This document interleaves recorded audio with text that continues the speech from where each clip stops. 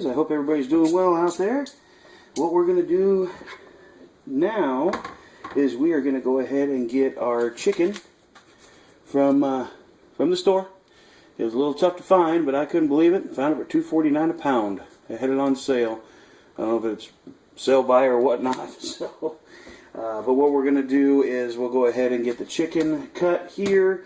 Then what we're going to do is I'm going to first put down a cup of flour in my mixing bowl for my breading. Then what I'll do is I'll put all the chicken in the flour. Then I'll put it all in, and here I'm going to do 3 eggs and a 1/4 cup of milk and get that all mixed around and let it sit in there for a little while I finish making the breading, which will consist of some breadcrumbs, 1 more cup of flour, depending on if I need to do 2, I'll do 2 or 1.5, whichever. And then Montreal's steak seasoning, Canadian steak seasoning, really good. I've found that I don't need any other spices. I just use this, and there's usually, I do a sprinkle thing, mix it around, take a look, see how incorporated it is. If I need some more, I put some more in. But I would guess it would be somewhere around 1/4 cup of that as far as that goes. If you like it saltier, then of course you would add more salt. I usually tell my son he likes it super salty. Well, guess what? I'm making this for everybody, so you're just going to have to deal with this, and then when you get it to your plate, put a little salt on the chicken strips. So first off, we're going to go ahead and get started. I'll quit yammering. Alright, let's go ahead and get 1 cup of flour here. Alright. Get that in there. That should coat the chicken breasts that I slice up. It should coat those just fine. Alright, so here, and I couldn't believe it. I found hand trimmed for the $2.49. I couldn't believe it. So the way that I do it, I like to cut off what I've always been told is this part here is what they call the tenderloin, I think. If I'm wrong, I apologize. That's just what I've been told. And it usually has got a little line, tendon line that goes right down in through there. So what I usually do is I just make that half of a chicken strip. So I'll just cut through that, and then what I'll do is turn it over, and I just cut right down the middle just to make symmetrical a couple chicken strips. Okay, so those there, you go in the flour. Alright, then here I do this a little bit different. The graining on this chicken, if you can see, is running down like this here. Okay, and it makes a much more tender chicken strip if you cut against the grain or perpendicular to the grain. Okay, so if the grain's running this way, perpendicular would be that way. So that's the way that I'm going to cut. I'm going to actually cut them lengthwise so that way I get the longest going there. If I was to cut them along this way, what it would do is it would give you a tougher chew or pull when you're actually biting it. If you cut it with the grain as far as it goes that way, then what it'll do, I'll start over. It makes it tougher if you cut with the grain. If you cut against the grain, it makes a nice flaky almost chicken strip as far as that goes. So what we're going to do is it's running this way, so I'm going to run, and you can see it on the top here, all the different lines here. I hope you can. I'm not sure if you can. So what I'm going to do is I'm just going to go ahead and start making my chicken strips here.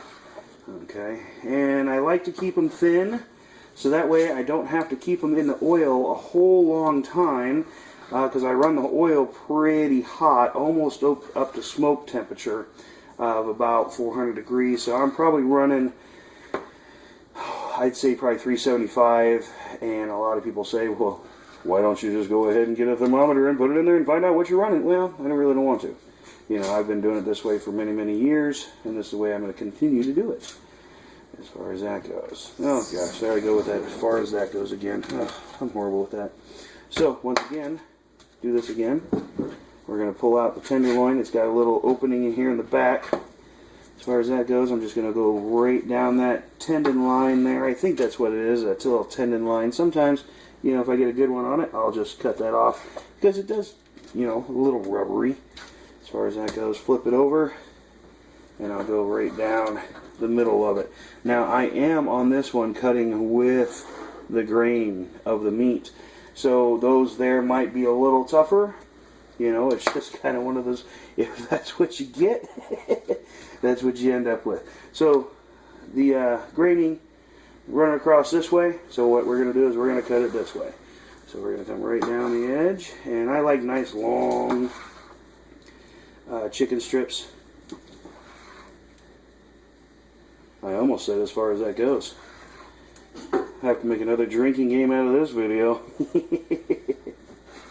So, which reminds me, I'm about due for a shot of Fireball. Hopefully my wife heard that, so she'll go get me one. You never know. She just got back from the store. We went to the store today, and with coronavirus out there, it's making it a little tough finding some things. Fresh chicken was one. I don't really like or prefer frozen chicken. And so this one here is just, I got it for $2.49 a pound again. I couldn't believe it.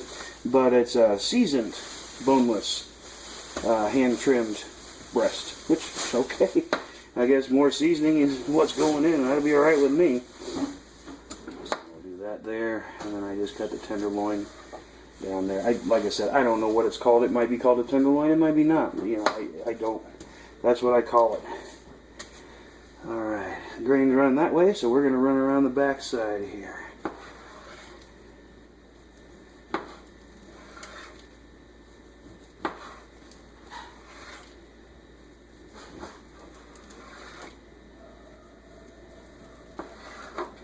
And we probably get one more out of this here.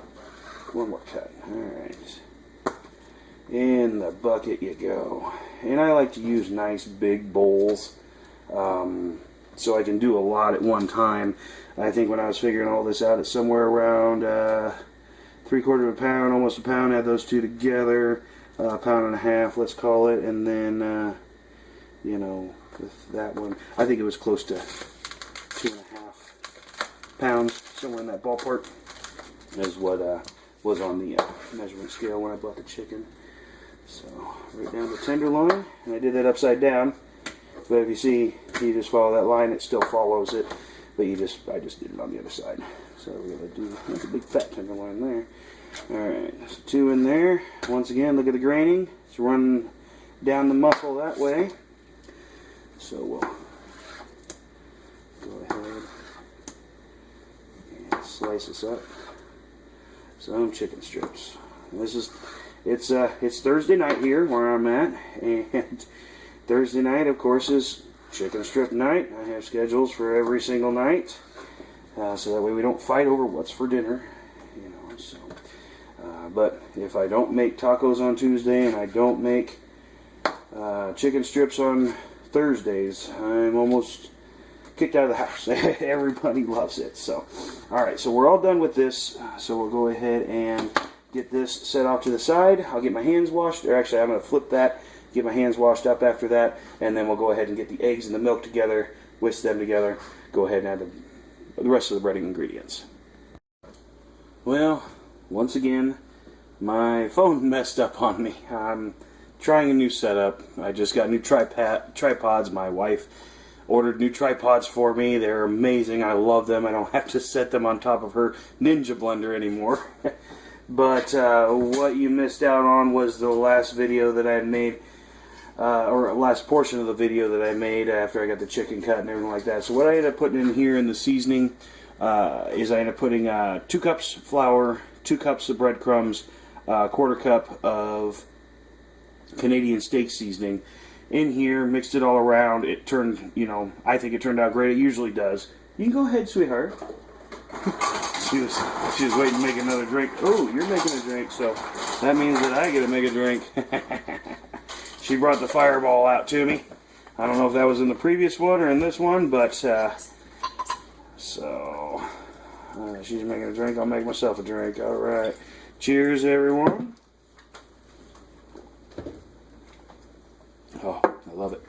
So, what you also missed was me mixing the 3 eggs, 1/4 cup of milk, and then putting all my chicken in there. And I let it sit in here while I make the breading, just because I want this to get nice and incorporate it with the flour and the eggs and the milk and the chicken and let it kind of sit there, because what it does, it makes it super sticky. You know, see how, you know, normally it would just run off there, just be beading off there and stuff. But if you leave it on there, I don't know if you can see it, but it all sticks to it. Well, that turns out great for the breading, because the breading then will also stick to the chicken and the eggs and the milk. So, what we're going to do is give this one more mix up. What are you doing? Get out of here, weirdo. So, I already did what I didn't want to do. Yeah, see, I can't walk and chew gum around you. Can't talk and video or talk and drive or anything. You're fine. So, what you want to do is you want to keep one wet hand, one dry hand. Okay? So that way you don't end up with breading on your fingers about that big and everything else like that. So, and I've got a foil on a pan over here, because what I'll do is I'll lay out my chicken strips and let them set as well while I preheat the oil and get all of the other. I do mashed potatoes and gravy and corn as well for a full meal. But mashed potatoes and gravy, that's pretty easy. I do all mine out of the packages and, you know, boxed potatoes and stuff like that. It's just simple. So what we'll do is we'll just go ahead and take a piece of chicken, throw it in there. I'm doing it wrong again anyways. I just took the wrong hand and used it. So anyways, so what we want to do is we want to use this as the wet hand and this is the dry hand. So what we'll do here, and what I usually do, is I kind of just work it back and forth, toss the coat, they disappear. So we'll do another one, toss the coat, pull it out of here. Like I said, it isn't dripping off or anything. It's nice and sticky, and that's what you want, because that'll make a nice thick breading on your chicken. But then also, I don't know if you've ever noticed or done this before, and the breading, you can almost peel off of the chicken. And I don't like that either, because I want when I take a bite, I want the breading to stay attached to the chicken. So I'll probably end up fast forwarding most of this, me tossing and coating and stuff like that. But I'll do that, or I'll end up cutting it out, something like that. If I don't say something funny. If I find something I say funny, because I find myself hilarious. My wife, not so much, but I guess that's just how it goes. Anyways, so I usually throw them in here and keep tossing the coat until I get to a point where they're no longer wanting to stay submerged within the bowl. And you can come over and toss them, you know, with your fingers and stuff like that. But like I said, I usually do about half of my chicken strips and toss the coat as far as that goes. I did it again. So as they start to just kind of not want to go down any further, then that's when I kind of take them and just kind of slightly mix them around, because with that coating that's on there, it hasn't quite fully set. So you will just scrape it right off like this here. If I take it and if I just scrape it, it scrapes it right off. You know, that goes back in there.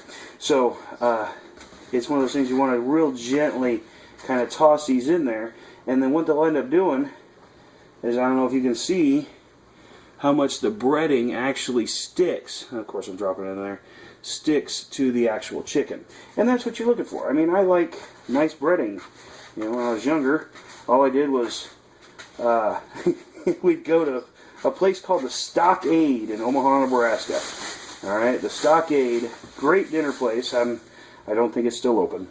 But we would go to the Stockade, and my dad, he of course ordered fried chicken, and I always got the skins. I felt bad for him. Well, not at that time, but I'd feel bad for him now, because he'd always give me the skins, and that's where all the breading is. That's where, I mean, in my opinion, that's where the best part of the chicken, in fried chicken, is on the skin. You know, so yeah, see how that breading's just sticking to that chicken? So what you want to do is you just want to, like I said, just real gently kind of toss them around and roll them out onto the foil, because what will happen is, as that egg and that flour are next to each other, they will incorporate with each other, and the flour will dry out the egg, and then it'll actually stick to the chicken a lot better, and you'll get a lot of breading on there, and it actually sticks to the chicken. That's the big thing. You don't want that chicken breading falling off. Otherwise you end up kind of like my dad, where you just got a piece of baked chicken, basically. It wasn't even fried, nothing, you know, I mean, it was fried, but nothing, no breading on it, no fried or anything like that, because he just got the chicken, I got all the skins and stuff. So, once again, like I said, wet hand, dry hand. That's not really important. I mean, you don't have to do it this way. It just keeps you from getting bread, like I said, breading all over your fingers. And then you'll notice, hopefully, towards the end of this, there's going to be some egg that does fall off the chicken as I'm doing this and putting it on the foil pan and stuff. You'll get bigger clumps in here. So towards the end, that's when you get the really extra crispy. If you want to compare it to like KFC, you get the extra crispy chicken because you've got really thick pieces sticking to the chicken. So, oh, let's see.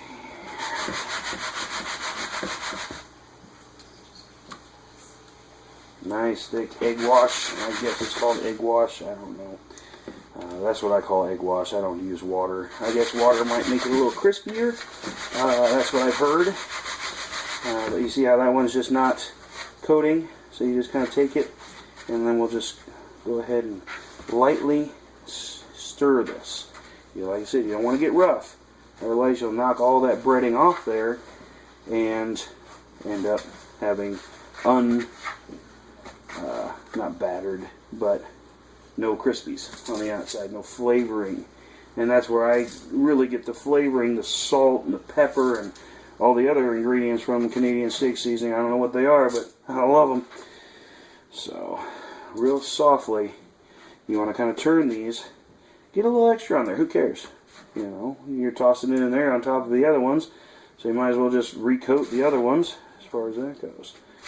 So, of course I'm making a mess. My wife's going to kill me. So,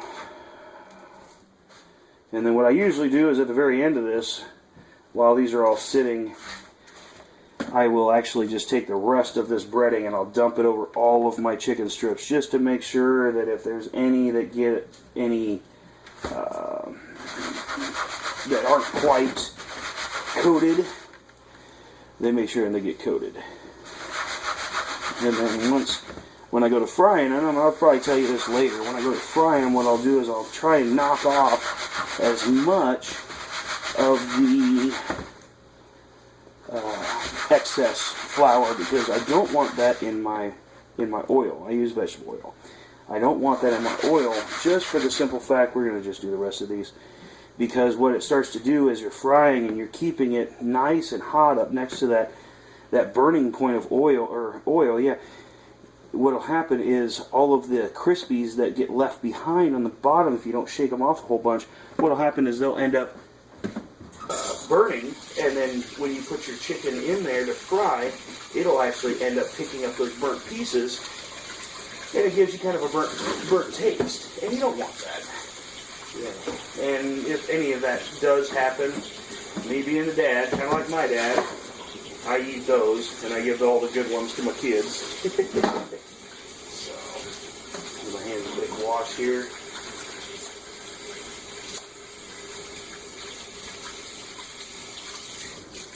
Alright, we'll get the rest of these here, and I don't have to worry about wet hand, dry hand no more, because both of them are going to be dry. It's going to be a little bit on there, but it's one of those things. So, then you're going to have excess breading and stuff, but I'd rather have too much than not enough. Just the way that it goes.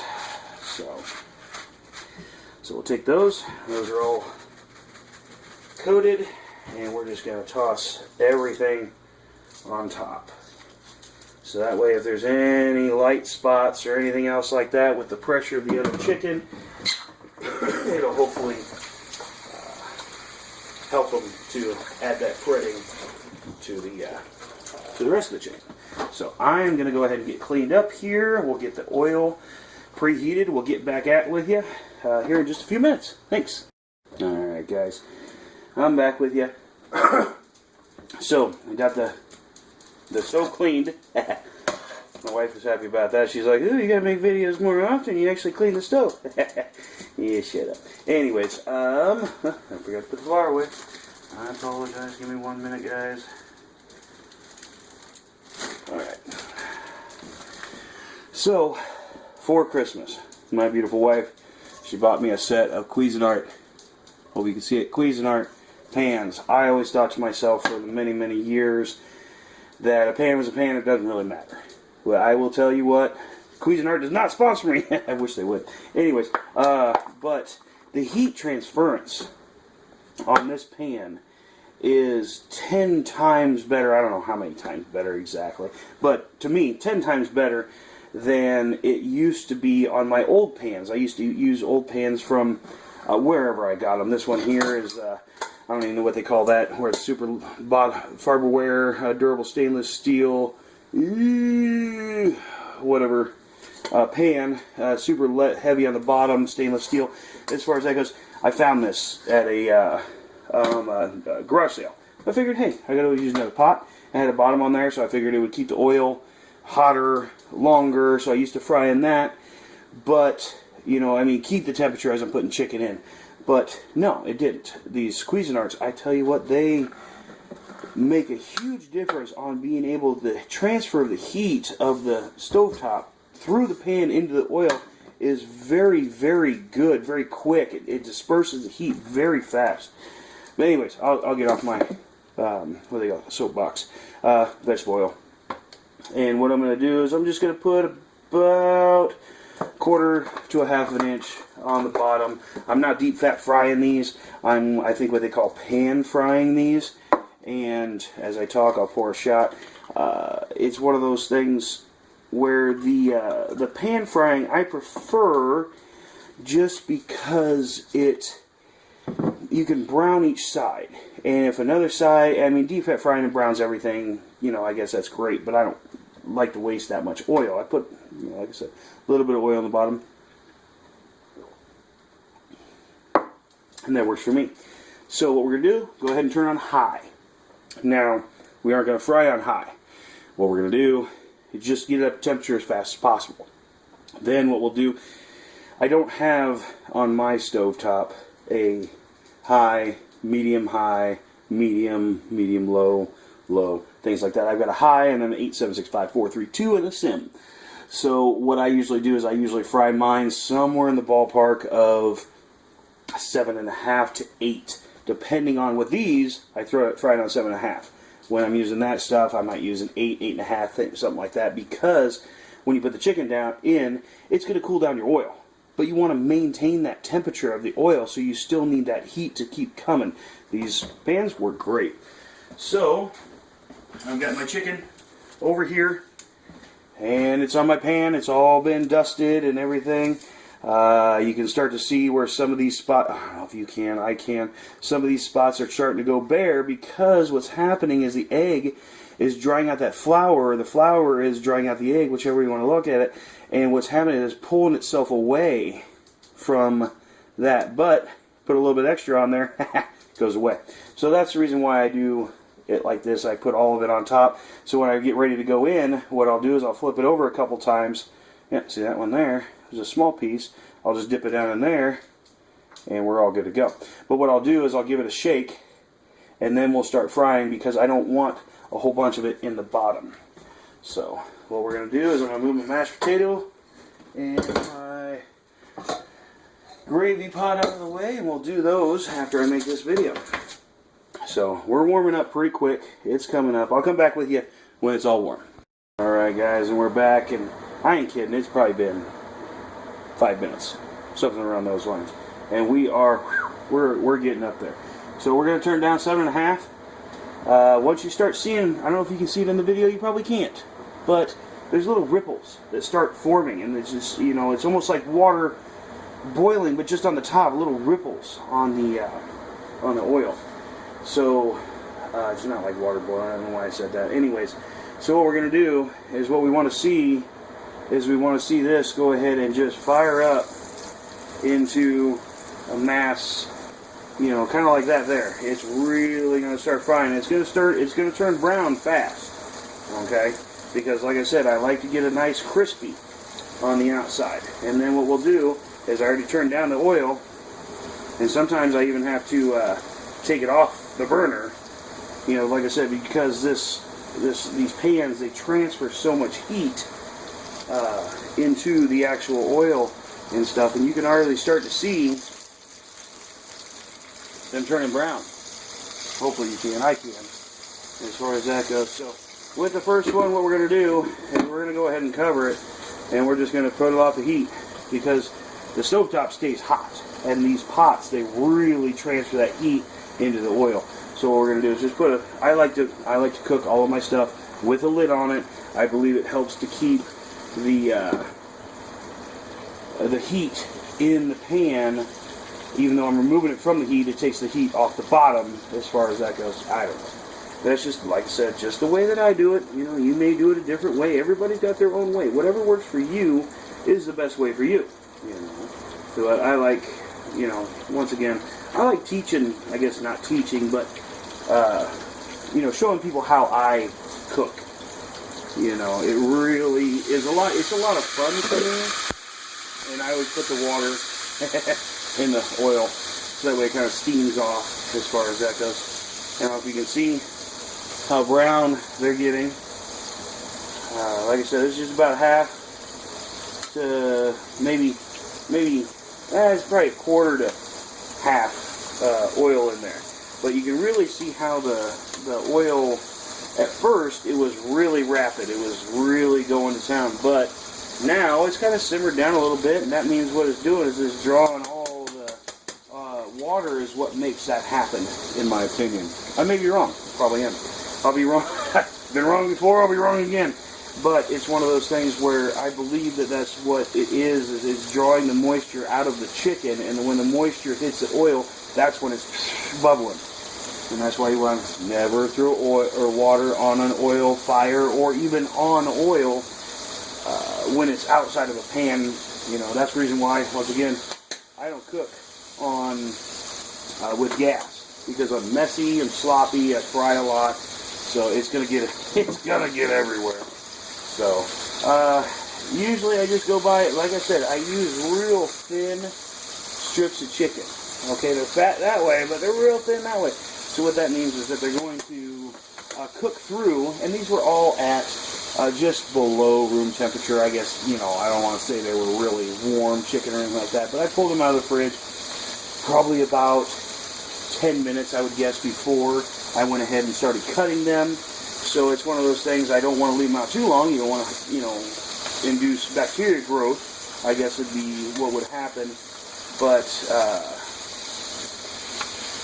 it's one of those things, I don't like them to be super cold or even frozen. Frozen's even worse. You know, when you start frying frozen chicken, what happens? Cook the outside to the inside, still frozen or raw, as far as that goes. So my kids, they like, since I don't use cornstarch to make them super crispy, they like them pretty dark. So we're going to leave them on there for just a little bit. I'll be back. Alright, well, we're back. So, I don't know if I told you before, but I was forced to turn on, I hope you guys aren't hearing just the vent fan, but my wife came out and said, why is the vent fan not on? So I went ahead and had to turn it on. Otherwise, our laundry room is connected to our kitchen, so it's one of those things, she says, makes all the clothes smell like fried foods. I'm like, well, hey, I like that. So I always say to my buddies, what they need to do is come out with a bacon-scented perfume. I tell you what, girl walks past me in a bar with bacon-scented perfume, I'm turning around and take a look.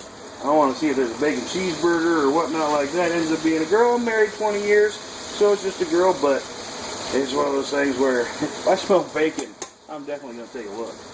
So, anyways, I'm sorry. Alright, so you just want a nice, dark, brown color to the chicken strips, as far as that goes. And then the first one, unfortunately, it has to lay flat. I don't like to lay my chicken strips flat.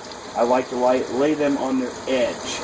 And over the years, I've just been kind of experimenting with flat versus putting them on their edge, and the edge has really been seem to work a lot better for me. So what I'll do is I'll lean it up against the next one. So it's kind of in this direction instead of being flat on here. It's kind of up at that direction.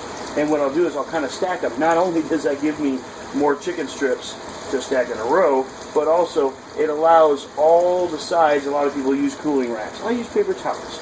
You know, it's what I've got. I've got cooling racks. I don't want them, you know, get them out, mess with them, or anything like that. I just use paper towels. If you don't got paper towels, guess what?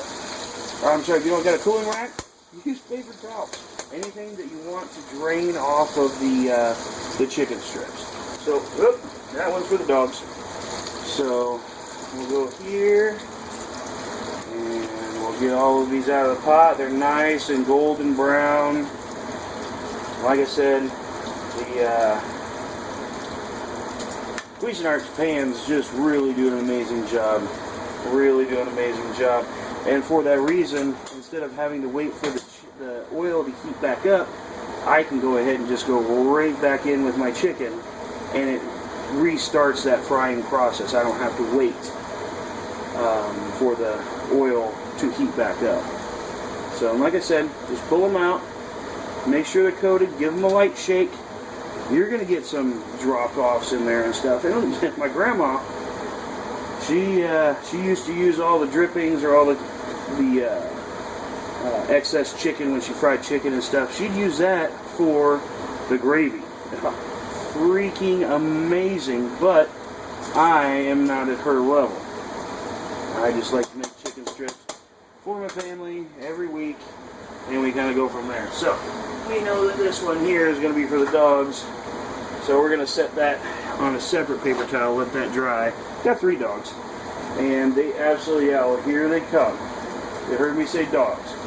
So, they like little snippets. My wife absolutely hates it when I do it, but I like to, I'll show you the inside nice and white, super easy to pull apart, because what we did is we cut against the grain, okay? If we cut with the grain, then what would happen is we would end up with something that was real tough to pull apart and stuff, but no, this stuff's real easy to pull apart. That's the reason, like I said, that's why I do it. Oh, you coming to see me? Huh? You want to see the dogs? Yo, come here, hon. Hon, come on. There's Han, Leia, and Yoda. There's my three little puppies. Yeah, that's where I dropped the piece of chicken. Sorry. Anyways, so they know that they're going to be getting a little bit of chicken out of this deal. Let me reposition the camera here. I don't even know if that's the best view or not, but that's what we got. So we're going to go ahead and cover that up. See, now, since the first one, getting the oil up to temperature and stuff like that, and then frying the first batch, that usually gets the heat. Once you put it on 7.5, it gets the heat right where you want it. If they aren't frying as fast anymore, or they seem to be getting a little soggy, then what I'll do is I'll bump up the heat just a little bit. You don't want to kick it back on high and get back up to that first temperature. Otherwise, you'll end up, by the end, you'll end up with burnt, not drippings, but the crumbs on the bottom of the oil, you'll end up with those burnt. And then they're going to integrate into your chicken, and it's going to give it a burnt taste. And you don't want that. Well, you might want that. If you want that, do that. If not, do this. Alright, we're going to get the rest of these fried up, and we'll get back with you, and we'll get one of the taste testers out here. Okay, looks like we've got our first taste tester. He's been eyeballing these, so they've had a chance to rest for probably, about 5 minutes or so. That one's still probably pretty warm, buddy. Let's give you the first one that came out. So he's going to go ahead and try that. Tell me what you think, be honest. And while he's doing that, let's get our other taste testers over here. Come on, come on, come on. There's one taste tester there. Yep. Or Leia. There's that one. And Han, or Yoda. Ready? There you go. Alright. Han, you ready for another one? Huh? There you go. Alright, yo. Ready for another one? And long distance. Leia. Still chewing first. Alright, you ready for one? Here you go. It's over there. Oh, blocker. You missed it. You missed it. There you go. Show her where it's at, baby. There you go. That's really good. You like it? Is there enough salt? No. Yes. I already told him there's never enough salt for you. Okay. You know. Okay, that's fine. I might have a problem. Be good to go. Alright, I'll probably end this video here because I want to just video how I do my chicken strips. I'll give you one that is done. Nice, crispy. I don't know if you can see all of the crunchies on there, but very crunchy, very crispy. And once again, if I pull it apart, it just comes apart because you can see the graining of the chicken muscle. Okay, it is, I cut across the grain, so that's what makes it tender. If you cut with the grain, it makes it much more tough. Even if you cook it up to a certain degree, it still makes it tough. So, those are probably going to be more for taste testers, but you want another taste test. Okay, he wants another one. Alright, so it's one of those things, like I said, it's the fun of it. You know, when I said before in the, corned beef video, I got taste testers. I got 5 of them. 4 kids, 1 wife, all taste testers. And they always seem to come around when I'm making bacon. So, and like I said in the other video, y'all know what bacon tastes like, but guess what? That's the fun of it. Alright guys, I'm going to cut this video off here, and we're going to go from there, and you guys have a good one.